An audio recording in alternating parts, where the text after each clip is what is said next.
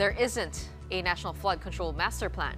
That's something the DPWH admitted at a Senate hearing today after Secretary Manny Bonoan was grilled by lawmakers over the recent flooding caused by Super Typhoon Karina. Mayan Los Baños with that big story. What happened to the Metro Manila Flood Control Master Plan that was launched in 2012 and the billions of pesos allocated for government flood control projects? That was the big question at today's Senate hearing. 15 years makalipas ang Ondoy, ano na ang nangyari sa dose-dosenang feasibility studies at flood management plans para sa Metro Manila na pinondohan ng ating pamahalaan at maging ng ibang bansa kasama na ang World Bank. Anong nangyari sa lagpas trilyong pisong flood control projects ng DPWH, MMDA, kasama na ang DILG, DSUD, DNR? According to the DPWH, they have completed more than 5,000 flood control projects since 2022. In fact, this was touted by President Marcos himself at his third State of the Nation address just 2 days before Super Typhoon Karina hit. But turns out, these are small projects aimed at addressing flooding in low-lying areas only. With this, senators once again grilled the DPWH over an integrated master plan that would provide clear guidelines for large-scale flood control projects. Secretary Manuel Bonoan finally had to admit there is no national master plan yet. There are several master plans already existing in the major river basins, in the 18 major river basins, in various stages of preparations. The updating of the master plan is still ongoing in some aspects. So there's an admission on the part of the DPWH that in fact a national flood control master plan still does not exist. Tama po ba yun? Kasi hiwa-hiwala yung 18 eh. Hindi naman sila pinagdugtong-dugtong.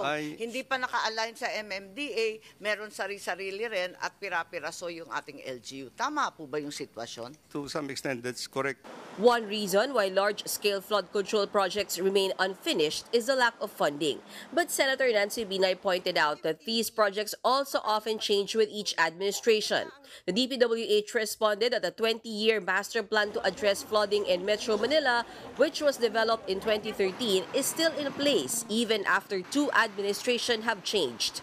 The agency added that the dredging and desilting of rivers would help prevent flooding. However, Bonoan says they can't do them anymore because the budget for that has been removed.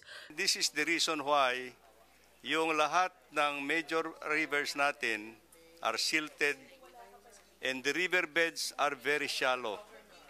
The riverbeds have become very shallow to a point that any downpour na tinatawag natin, mag-overflow po yung riverbanks. During the hearing, the reclamation in Manila Bay was also brought up. The Environment Department said it is still studying whether that caused some of the flooding. Reclamation projects will slow down the flow of water. And the change actually so far in our model runs has been for the negative. And thirdly, our water quality will also begin to change. The Senate Committee on Public Works is committed to inspecting the flood control projects of the DPWH. For News 5, Mayan Los Baños, we are One News. But here's the thing, in our sister program, Sa Totoo Lang, which aired just this evening, Secretary Bonoan insisted there was a flood control master plan. He says they're just being updated. Pinaliwanag ko naman dun sa hearing sa Senado na meron namang master plan in each river basin. Hindi naman natin pwedeng pag-isahin lang ng master plan yan. Sa ngayon, karamihan ho yun sa master plan na nagawa na mga taon pa, ina-update ko ngayon. Ina-update ngayon para magiging responsive at yung sa pangangailangan sa kasalukuyan, lalong-lalo na itong climate change.